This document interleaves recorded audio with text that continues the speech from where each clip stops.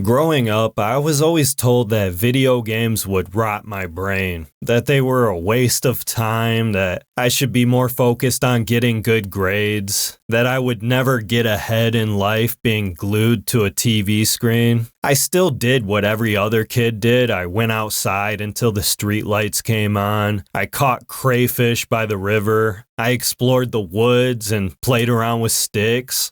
You know, all the normal stuff. But I also loved video games. Getting lost in the dungeons of Zelda and, oh no, Mario, the princess is in another castle. Being the best Pokemon trainer there ever was. Mega Man, Castlevania, Final Fantasy.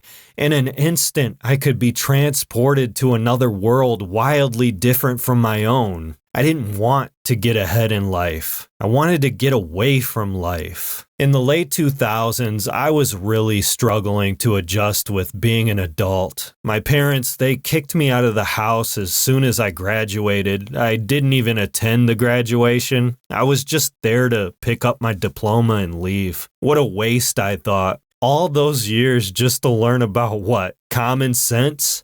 Nothing to actually prepare me for life. I tried to get into a halfway house, but they told me I had to be at least 18 to stay. It was tough, and I mean really, really tough. I was couch surfing at friends' houses, no clue what the hell I was even doing. I was still in the mind state of a stupid kid. If I could have, I would have just hung out all day playing video games. Eventually, they accepted me at the shelter, and I hated that place. It wasn't the chores, the strict guidelines, or the curfew.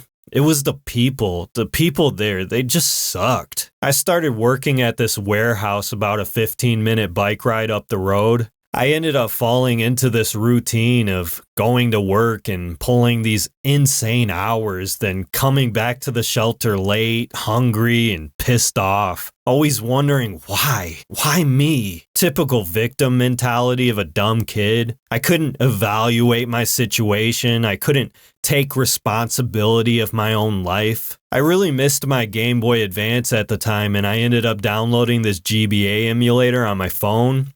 It couldn't play precision platformers or anything like that, you know, touch controls. But JRPGs like Golden Sun, Final Fantasy, I ended up getting into the Fire Emblem series for the first time. But what I really loved was going back and playing my favorite Pokemon games, Fire Red, Emerald. I even got Pokemon Crystal running on my phone too. Every night I'd lose myself in these worlds before I passed out, dreading my shift the next day. That distraction, that escapism, it's nice to have when you're adjusting to life. Working at the warehouse was tough, especially during the summer. I'd sweat my ass off pulling these 12-hour shifts 6 days a week. Anywhere I could squeeze in more hours, I would. I'd even stay over and sweep when they'd let me. We had to unload these trucks coming in from TJ Maxx and Macy's. It'd be anywhere from 600 to 1,000 boxes pulling up to these receiving bays,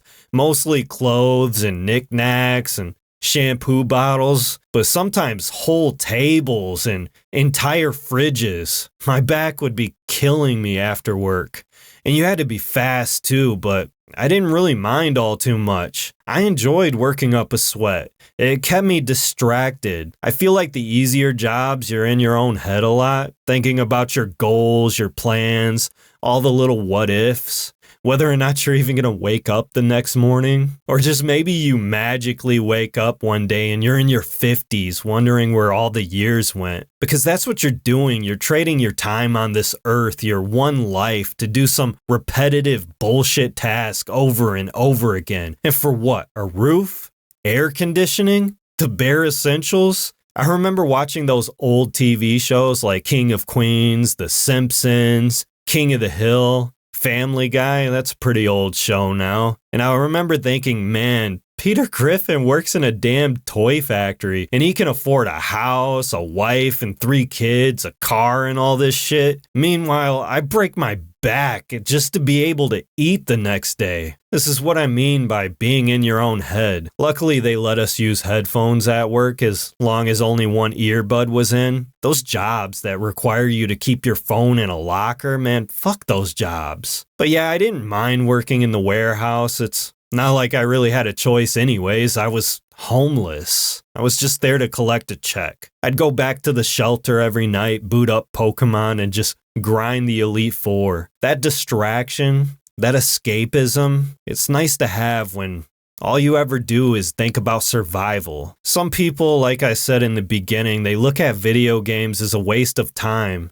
You know those guys I was bunked with at the shelter? They were like 20, 30 years older than me, and you want to know what they were doing? They were stumbling around drunk. They were shooting up dope in the bathrooms and nodding out in their seats. I didn't want to become that. Sure, I was the guy constantly playing games on his phone, but I was also the guy with a few grand saved up, actively looking for an apartment so I could get the hell out of that shithole. I was the guy that fell asleep in his work boots because I had too much pride. I didn't want to pretend that this was my home. My dad, it was never his decision to kick me out of the house. There was so much drama surrounding that situation. When my parents finally separated, he constantly offered for me to come stay with him, and I chose not to. I didn't want to be a burden. Plus, I just wanted to be my own man. I eventually got my own apartment, and it was such an achievement.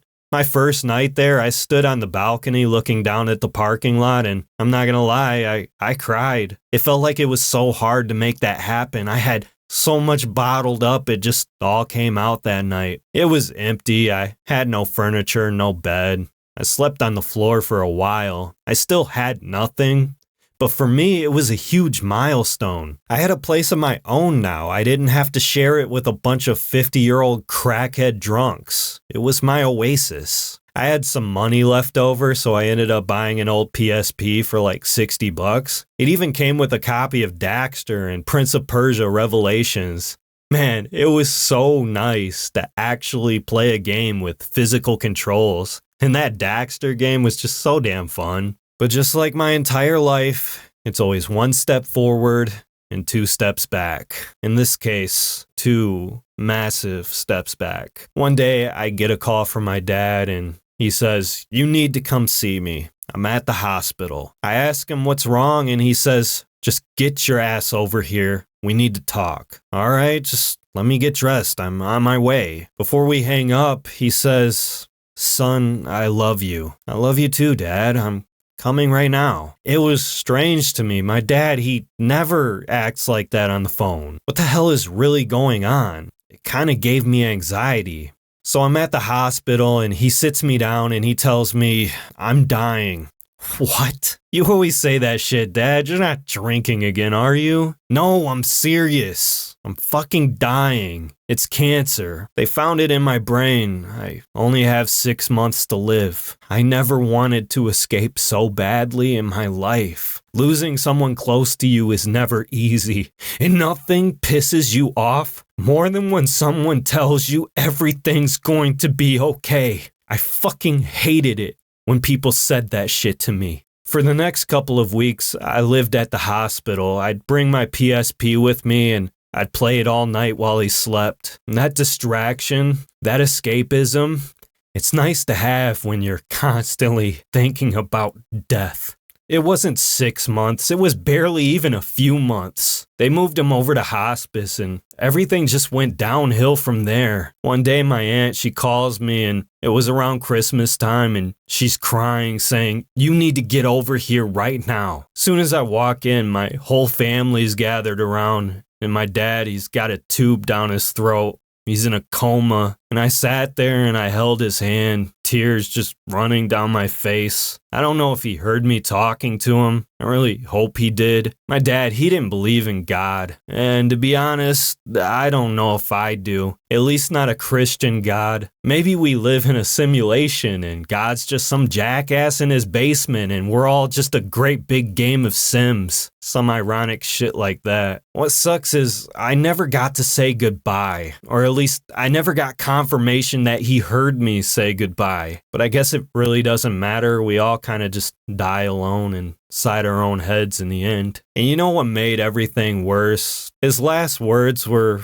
my family told me, was, "Where's my son?" At the time, my apartment was looking a little more like home. I had my own couch with a pull-out bed. I even had an Xbox 360 again. And I was playing this new game, well, it was new at the time. We all know it now, called Dark Souls. I was completely addicted to this game, and it was brutal, too. It reminded me of the Super Nintendo days. Something just drew me into this world. Something about that game called to me. I basically had insomnia, constantly thinking of my dad, how much of a piece of shit I was for not being with him. Not saying goodbye. So many nights I spent in silence, my only company being the sounds of footsteps and clanking armor, the crackling of the bonfires, just lost inside this world. That distraction, that escapism, it's nice to have when you hate yourself. In Dark Souls, you're not the hero. The world doesn't give a shit about you, and it will knock you down over and over again. It will rub your face in the dirt. But there's an underlining theme to it all, at least how I interpret it. It's a game about letting go. Even if nothing else matters, live your life with purpose and don't dwell in the past. Losing purpose is going hollow. True death is apathy, and don't you dare go hollow, is said to me. When I finally beat Gwyn, this once mighty god barely hanging on to keep the flame alive, that melancholy music too, I wasn't just fighting the final boss. I was letting go of my guilt. I was letting go of my dad. I chose to let the fires fade. I chose to let go, to not dwell in the past, to not fear the darkness or the unknown, to embrace it. Having that distraction, that escapism, it's nice to have when you're trying to pull yourself together. Sometimes we need that escapism.